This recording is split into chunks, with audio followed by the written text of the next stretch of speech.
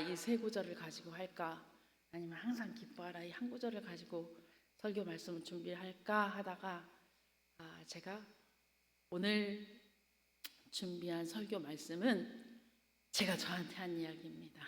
제가 저한테 꼭 해야 될 말이고, 지금 누구보다도 이 말씀이 저한테는 가장 절실한 말씀인 것 같아서 제가 주 안에서 항상 기뻐하라로 하자 하고 한 구절을 제가 정했습니다.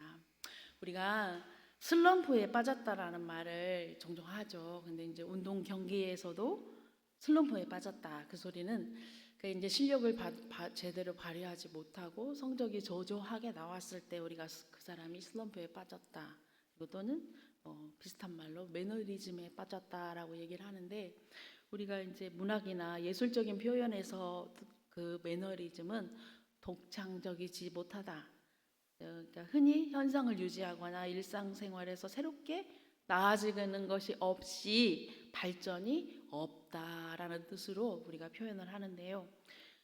슬럼프를 겪는 이유가 뭐고 매너리즘에 왜 빠질까요? 그거는 가장 큰 거는 우리가 그거에 익숙해져 있기 때문에 우리가 슬럼프에 빠질 수가 있습니다. 우리가 계속 반복되는 그 생활 속에서 긴장감을 놓치기 때문에 그 매너리즘에 빠지기도 하고 우리가 또 슬럼프에 빠지기도 됩니다. 우리가 신앙생활에서도 저는 슬럼프에 빠졌어요. 그런 적이 있습니다.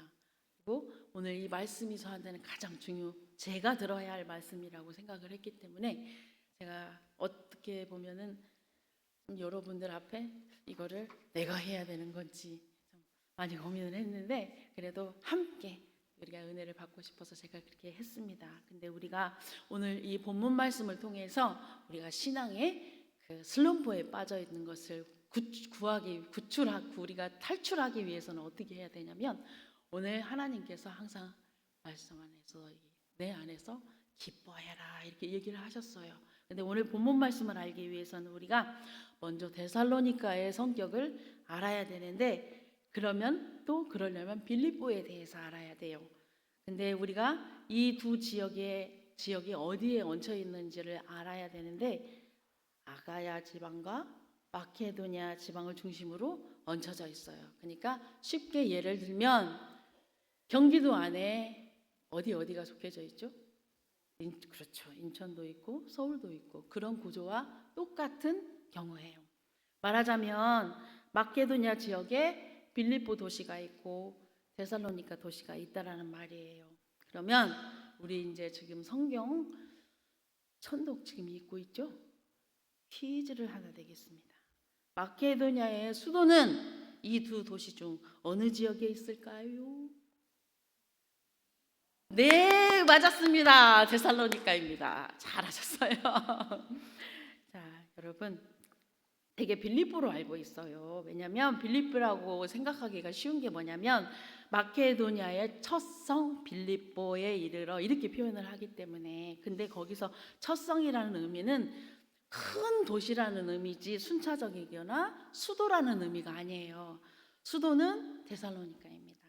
전부 마케도니아 안에 있어요.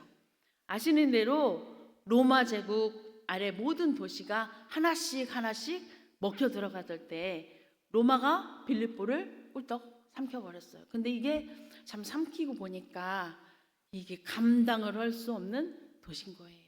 그러니까 이제 로마에서 이거를 어떻게 할까 아이디어를 낸 건데, 퇴역 장군을 중심으로 해가지고 로마에 편제되어 있던 속국 군사들을 대거 이주시켜요. 그리고 병력들을 어떻게 교육을 시키냐면 로마의 문화와 로마의 정신, 로마의 기강을 잘 세팅을 해가지고 너희들이 잘 개발을 해내면 우리가 로마 시민권과 로마 시민들이 누릴 수 있는 특권을 내가 부여하겠다. 이렇게 로마에서 이런 정책을 핀 거예요.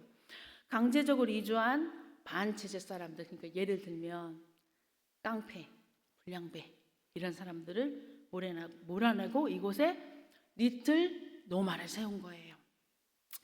빌립보 도시의 별명이 그래서 리틀 로마예요. 그래서 로마를 알려면 빌립보를 가면 된다고 해요. 그래서 이걸 옆에서 본 도시가 데살로니가가 이거를 본 거예요. 근데 가만히 보니까 점령의 물결이 우리한테도 올 것 같은데 어떡하지 어떻게 하지 하다가 야 어차피 그 물결은 우리한테도 온다. 먼저 피보기 전에 우리가 먼저 들어가자.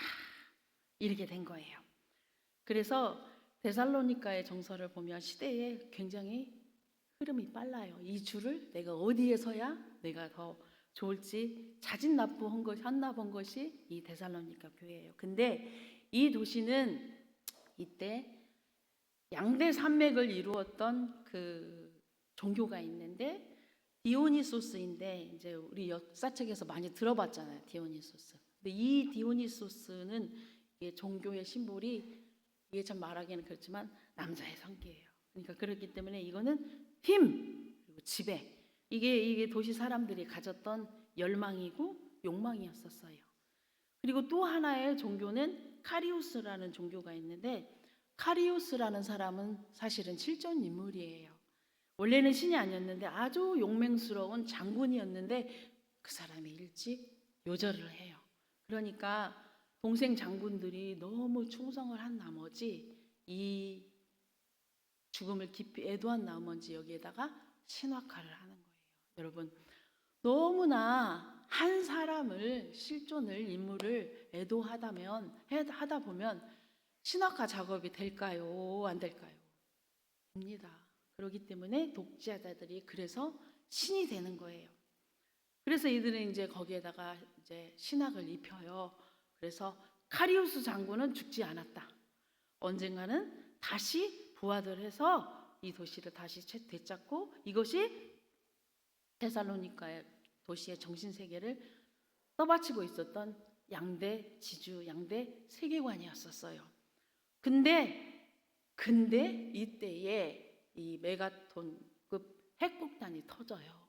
무슨 핵폭탄이 터지냐면 빌립보 감옥에서 풀려난 바울과 실라가 이 도시에 들어와서 복음을 선포하기 시작하는 거예요. 예수는 그리스도요. 이분만이 생명입니다. 데살로니가 시민들이요. 예수를 믿으십시오. 이분만 믿으면 영원한 생명을 얻습니다. 이렇게 복음을 선포한 거예요.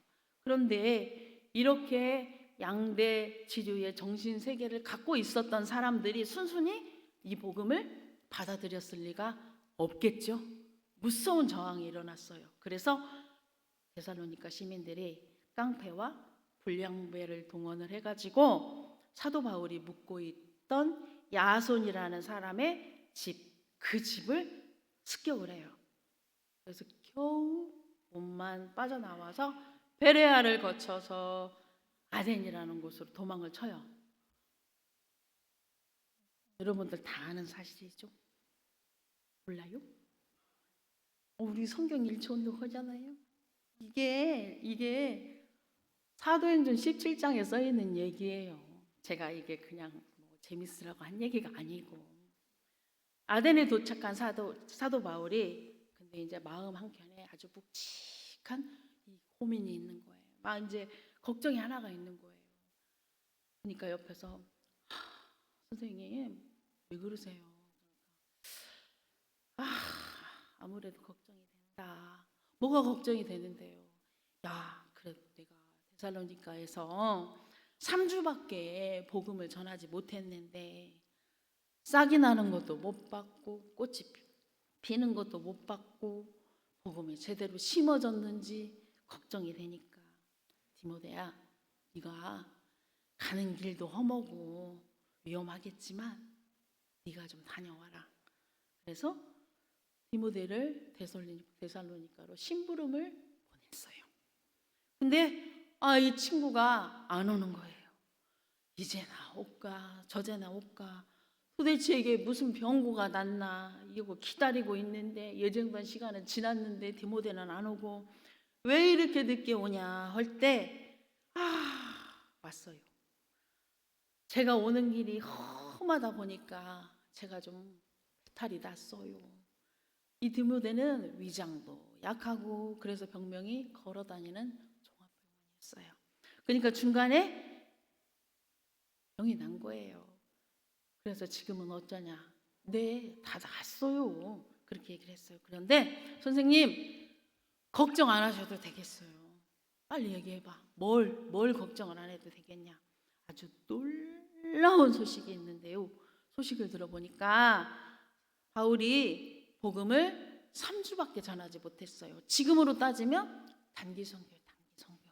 3주 단기 선교를 다녀왔는데 그 지역에 그 복음을 받아들인 사람들이 가난하고 곤고하고 그런 사람들이 복음을 받아들인 게 아니라 고관 부인이나 장관 부인, 귀족 부인들이 그 복음을 받아들여서 예수님을 믿고 있는 거예요.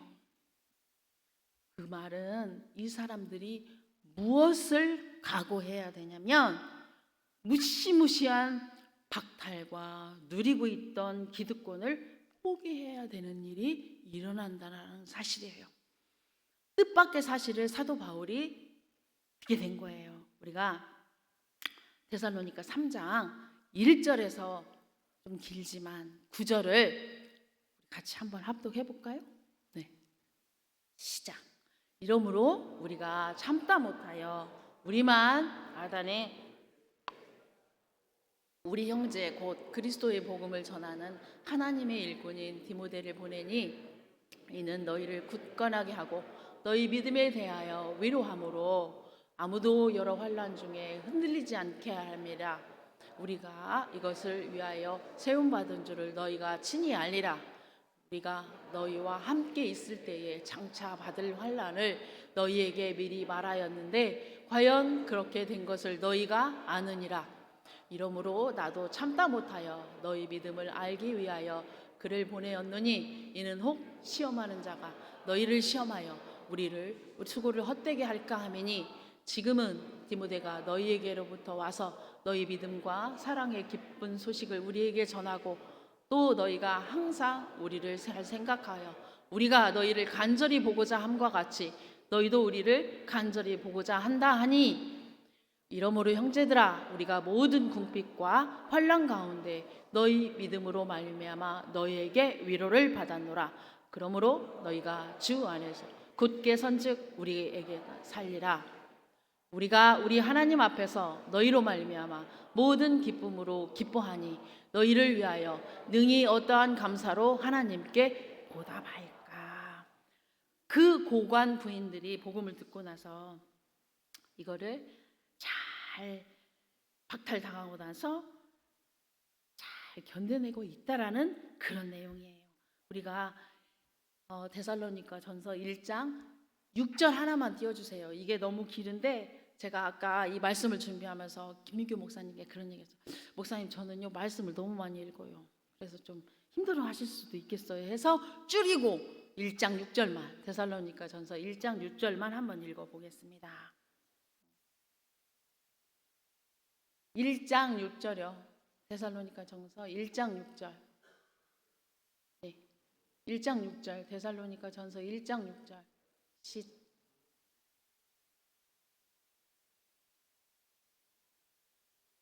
또 너희 많은 환난 가운데 성령의 기쁨으로 말씀을 받아 우리가 주를 본받은 자가 되었으니 6절까지만 읽겠습니다. 이 얘기는 이 사람들의 감사는 무엇이 생기거나 생겨서 하는 감사가 아니라는 뜻이에요. 빼앗기고 고난당하고 환난 속에서도 아까 얘기한 우리가 성경 말씀에서도 다 읽었던 것처럼 똑같은 맥락의 이야기를 해요. 그리고 사도행전 5장 41절을 보면 제가 그냥 이야기할게요. 네, 5장. 네, 시작. 사도들은 그 이름을 위하여 능욕받는 일에 합당한 자로 여기심을 기뻐하면서 공회 앞을 떠나니라. 사도들의 고난은 오히려 자신들이 받는 고난과 핍박과 목베임과 이런 고난을 우리도 예수께서 받은 고난을 똑같이 받고 있구나. 그것을 기뻐한다라는 뜻이에요. 그러면 이것은 우리 말씀에서 금방 우리가 읽은 것처럼 환경적인 기쁨이냐 아니면 그 안에 있는 기쁨이냐 환경적인 기쁨은 사라지면 없어지만 그것은 절대로 없어지지 않는다라는 기쁨을 이야기하는 거예요. 우리가 데살로니가 1장 6절을 보면 이들 속에 있는 기쁨은 이들 자신에 있는 기쁨이 아니라 성령이 주시는 기쁨. 그러니까 이거는 뭐냐면 우리가 이렇게 어려운 일이 있어도 나는 하나님 믿는 사람이니까 꼭 이겨내야 돼. 이런 인위적이고 인본적인 기쁨이 아니라는 뜻이에요. 우리는 그러잖아요. 내가 그렇게 기뻐해야 된다. 그래도 기뻐해야지. 기뻐하려고 노력을 하고 그런 기쁨을 얘기하는 게 아니에요. 우리가 로마서 4장 17절을 보면 성령 안에 있는 함께 읽겠습니다. 하나님의 나라는 먹는 것과 마시는 것이 아니요 오직 성령 안에 있는 의와 평강과 희락이라. 성령 안에 있는 희락이라 너희가 항상 기뻐하라는 본문 자체가 이면 조건에 뭐가 있냐면 금방 우리가 앞에서 얘기한 것처럼 기뻐할 수 없는 환경에서도 우리가 기뻐할 수 있는 기쁨이고 우리가 환경적인 요인을 볼 때는 기뻐할 수 없는 것 투성이라는 거예요. 여러분, 우리가 지난 한 해를 볼 때에 우리가 365일 중에 얼마나 우리가 웃었나요? 제가 볼 땐 저는 365일에서 360일은 조마조마하고 전전긍긍하고 어쩌나 저쩌나 될까 말까 이렇게 해야 될까 안 해야 될까 이게 우리의 일상이고요. 우리가 거기에 따라서 기뻐할 수 없다면 우리는 90%는 우울증 환자에 빠지게 됩니다. 그런데 데살로니가 성도들이나 사도들의 기쁨은 그런 기쁨이 아니고 성령께서 주시는 말씀을 받을 때 그 속에 내재되어 있던 기쁨이라는 거예요. 어느 어려운 상황에서도 흔들 수 없다라는 그 기쁨을 이야기하시는 거예요. 항상 기뻐하라. 이것은 우리 하나님 아마 있을 때만 할 수 있는 얘기죠. 요한복음 1장 14절 말씀을 한번 보겠습니다. 시작. 말씀이 육신이 되어 우리 가운데 거하심에 우리가 그 영광을 보니 아버지의 독생자의 영광이요 은혜와 진리가 충만하더라. 하나님의 말씀이 육신이 되어서 이 땅에 가운데 거하는 모습, 그것이 예수 그리스도의 모습인데 그분은 그야말로 영광스러운 모습인데 그 영광은 그 안에 은혜와 진리가 충만하기 때문에 빚어지는 영광이고 충만한 은혜와 진리가 빛이 되는 영광, 그 영광을 우리가 받으면 우리가 반사되고 종되는 것이 우리의 기쁨으로 드러나는 것입니다. 우리가 이런 기쁨을 위해서 이 땅에 하나님이 오셨고 우리한테 놀랍게도 이런 은혜와 진리로 충만할 수 있도록 길을 터놓았는데 우리는 여기에 관심이 있기보다는 이 땅에 잠시 사라지는 것에 그렇게 목을 매면서 살고 있고 살아왔고 지금도 살고 있다라는 겁니다. 예수님께서 이 땅에 오셔서 우리한테 주고 싶었던 것은 당신의 은혜와 진리 가운데 차고 넘치게 하는 경험한 이 기쁨을 우리에게 어떻게 해서든지 알게 하고 주는 것이 목적이라는 거예요. 예수님의 목적은 예수님의 우리에게 차고 넘칠 때 그 기쁨을 맛볼 수 있다는 거예요. 그런데 우리는 그 기쁨을 맛볼 수 없다면 모조품에 만족하고 살아갈 수밖에 없어요. 예수님이 이 땅에 오신 이유는 우리에게 모조품이 아닌 정말 진짜 예수님의 그 기쁨을 맛보게 하기 위해서 이 땅에 오셨는데 우리가 정말로 이 기쁨을 느끼면서 살기로 하셨다면 우리의 감정대로, 우리의 느낌대로, 우리의 기분대로, 우리의 생각대로, 내 경험대로, 내 판단대로 살지 않기로 해요. 우리를 기쁘게 하지 않고 우리의 기쁨을 앗아가는 것은 우리 주변에 널려 있어요. 그런데 우리가 살면서 그게 얼마나 우리 마음대로 되던가요? 하나님 말씀대로 살고 싶고 하나님 뜻대로 살고 싶은데 그럴 때일수록 우리한테는 더 유난히 어려운 일이 생겨요. 예를 들면 쉽게 얘기하면 우리가 직장에서 일을 하는데 나를 예쁘게 보던 직장 상사가 막 불만을 표시한 거나 신뢰를 가지고 나한테 대했던 직장 상사가 나한테 불신을 표시한다거나 악의적으로 나를 대하기도 하고 또 내가 관여한 일은 뭐가 됐든지 자꾸 꼬여요. 그리고 사람들한테도 자꾸 부딪힌 일이 생기게 되고, 친구들하고 주변 사람들하고 관계에 있어서 갑자기 이유 없이 거리감을 느끼기도 하고, 우리가 항상 기쁠 조건을 항상 기쁜 일이 생길 때만 맞춘다면 이 말씀은 우리가 영원히 지킬 수가 없어요. 그러면 우리에게 항상 기뻐할 이유가 우리에게 있나요? 있어요. 그게 바로 우리 안에 있는 우리 주 예수 그리스도를 바라보는 거예요. 예수님은 우리 기쁨의 근원이시고, 우리 주님이 나와 항상 같이, 우리 주님은요 나를 위해서 십자가에서 죽으셨을 뿐 아니라 실제로 내 안에 오셨어요. 그러니까 우리 주님을 바라보는 눈이 떠지면 우리가 그것이 항상 기뻐할 수 있는 이유가 됩니다. 여러분, 시간이 길어요. 제가 짧게 마치겠습니다. 여러분, 우리가 사랑하는 사람들하고는 언제나 헤어져요. 함께 살 수가 없어요. 부부 사이도, 자녀 사이도, 친구 사이도, 가족 관계도. 그런데 여러분, 그때를 준비했어요? 그때 어떻게 기뻐할 수 있어요? 좋아하는 사람, 사랑하는 사람이 떠나서 지금도 마음을 못 잡는 사람들도 있고요. 또 실제로 조금 이따 돌아가시는 분들도 봤어요. 그 이유는, 그게 왜 그러냐면 내가 있잖아. 우리 예수님께서 내가 있잖아. 너 슬프지? 그런데 곧 만나. 내가 그 소망을 내가 너한테 줬잖아. 너 힘들지? 그래도 내가 있잖아. 나와 함께 하자. 그게 나한테 실제가 안 되기 때문에 그러는 거예요. 우리가 알고는 있지만 그거를 내가 생각하고 느끼지 못하기 때문에 우리가 그러는 거예요. 여러분, 우리 주님은 우리의 기쁨의 근원이 되십니다. 그래서 우리는 어떠한 형편에서도 우리는 기쁘게 돼요. 근데 제가 저희 언니의 예를 하나를 들어볼게요. 우리가 기뻐할 수 있는 요인 중에는 아주 결정적인 체험을 만나서 그 사람이 정말 예수님을 만나지 않고는, 그 사람이 예수님을 기뻐하지 않고는 못 견딜 정도의 결정적인 체험을 가진 사람들도 있어요. 저희 언니가, 저는 이제 어렸을 때부터 이제 교회를 다녔고, 언니한테 그렇게 복음을 얘기를 해도 나는 무신론자는 아니야. 나는 예수님을 안 믿지는 않아. 그런데 너 교회를 안 나가는 거예요. 고집이 얼마나 센지 몰라요. 제가 동생인데 언니하고 한번 다투면 한 달이 가요. 말을 안 하고. 나는 미쳐 죽는 거예요. 저는 그런 성격이 아니거든요. 그리고 고집이 세요. 근데 언니한테 무슨 일이 있었냐면, 언니가 간경화에 걸렸어요. 그런데 지금은 이 시대가 참 좋아져가지고 간이 크기만, 사이즈만 맞으면 간 이식 수술이 된대요. 어떠한 것도 상관없이 크기만 맞으면. 근데 그때는 모든 조직이 다 맞았어야 됐었어요. 그게 지금부터 한 15년 전쯤 될 거예요. 근데 언니가 갑자기 저한테 전화가 왔어요. 전화가 왔는데, 막내야, 언니 이식 수술하게 됐어.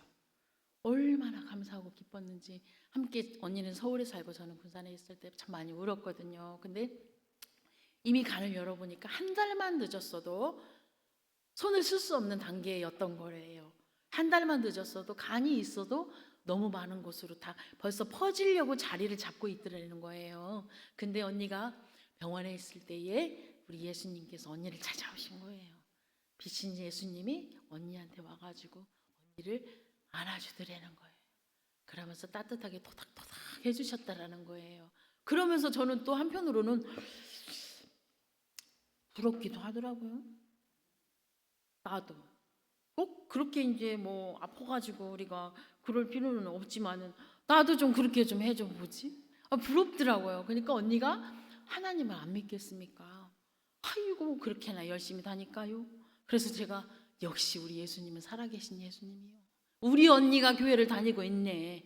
우리 언니가 그런 언니였었어요. 그런데 그런 사람도 있고, 그리고 우리 같이 우리 예수님한테 이끌려가지고 지금 우리가 예배당에 나와가지고 예배하는 자리에 앉아있는 우리도 그 동일한 은혜를 지금 받고 있다라는 거예요. 그래서 우리는 그래서 그 예수님만 바라보면 그 기쁨을 누릴 수가 있는데 그거는 어떻게 하냐? 그거는 우리 주님이 여러분들에게 하실 일이에요.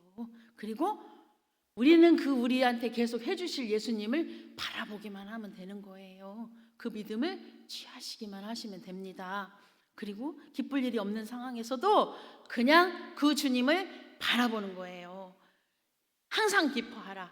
이게 그리스도 안에서 너희를 향한 하나님의 뜻이다. 우리가 진정 기뻐할 때 하나님께 영광을 올려드릴 수 있다는 사실을 알아야 되는데, 여러분, 우리가 뭐라고 우리가 하나님 앞에 영광을 돌려드릴 수 있어요? 우리가 뭔데? 우리가 어떻게 영광을 돌려드릴 수 있나요? 영광은 그분이 우리한테 영광을 비춰주실 때에 우리가 그분께 기쁨으로 반응을 하는 것이, 이것이 진정으로 우리가 하나님께 영광을 올려드리는 겁니다. 제가요 느헤미야 선지자가 이런 얘기를 해요. 느헤미야 선지자가 뭐라고 선포를 하냐면, 오늘은 성일이니 오늘은 주일이니 너희가 여호와를 기뻐하라. 여호와를 기뻐하는 것이 너희의 능력이고 하나님을 기뻐하는 것이 우리의 힘이니라. 이렇게 얘기를 하셨어요. 여러분, 제가요 죄송해요, 정확히는 잘 모르겠는데 세상에 이런 일을 봤는데, 어떤 할아버지가 65세가 돼가지고 허리가 안 좋아져서 은퇴하시고 마라톤을 하셨대요. 근데 그분이 마라톤을 뭐 몇십 번을 했다나 그러는 거예요. 대단하시죠. 근데 아주 건강하시고 그냥 아주 기뻐하고 그렇게 밝으시다라는 거예요. 근데 그분이 마라톤을 그렇게 많이 하시는데, 마라톤을 도대체 어떻게 하냐면, 이제 시골 산골이에요. 산골, 먼 산골, 가게도 멀리 떨어져 있는, 할머니 옆에 하면 뱅뱅뱅뱅뱅뱅 돌들이는 거예요. 그래서 할머니가, 할아버지 두부 떨어졌어. 그러면 아싸 하고 3km를 달려가서 두부를 사가지고 오는 거예요.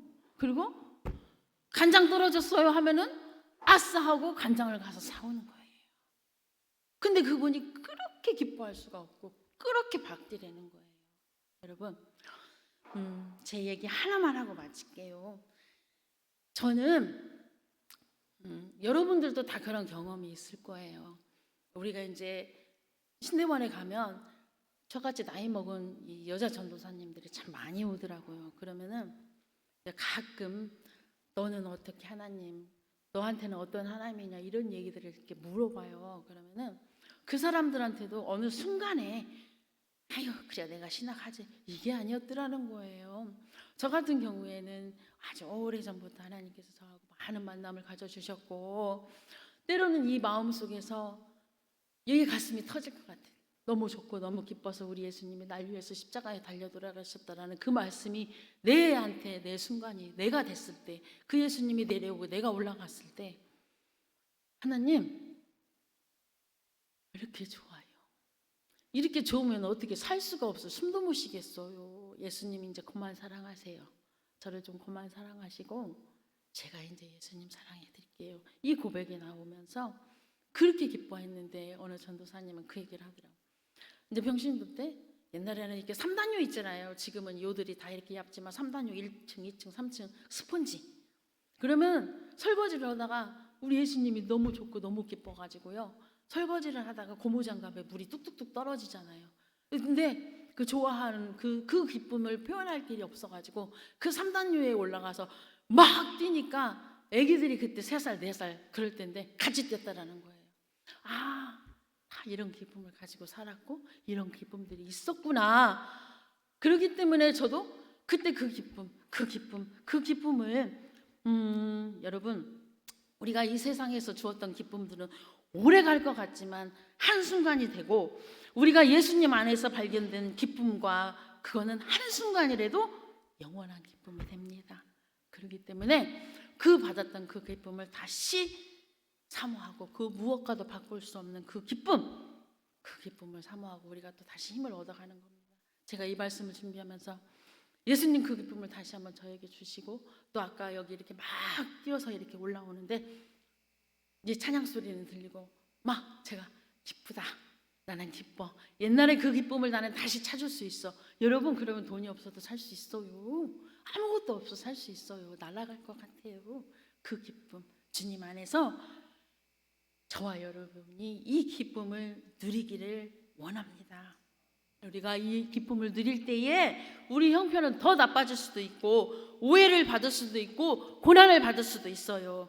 여러분, 진짜를 가진 사람은 가짜에 연연하지 않습니다. 예수를 믿는 크리스천들은 정말 예수님이 누리는 이 기쁨을 맛보지 않으면 이 세상을 살아갈 능력이 없어요. 여러분, 이제는요, 우리들이 아무리 밖에 나가서 예수님 믿어라, 예수님이 이런 분이야, 이렇게 얘기해도요, 여러분, 우리들을 말을 듣고 예수님을 믿는 사람들은 이제는 없어요. 그런 시대가 아니에요. 그냥 우리가 이렇게 기뻐할 때 밖에서 사람들이 볼 때 저것들은 가진 것도 없고 집불도 없고 아무것도 없는데 뭐 때문에 저렇게 기쁜 거야. 나는 가진 것도 많고 나는 못된 것도 없는데 왜 이렇게 내 마음은 이렇게 힘들고 한데 왜 이렇게 저것들은 기쁜 거야. 괘씸해.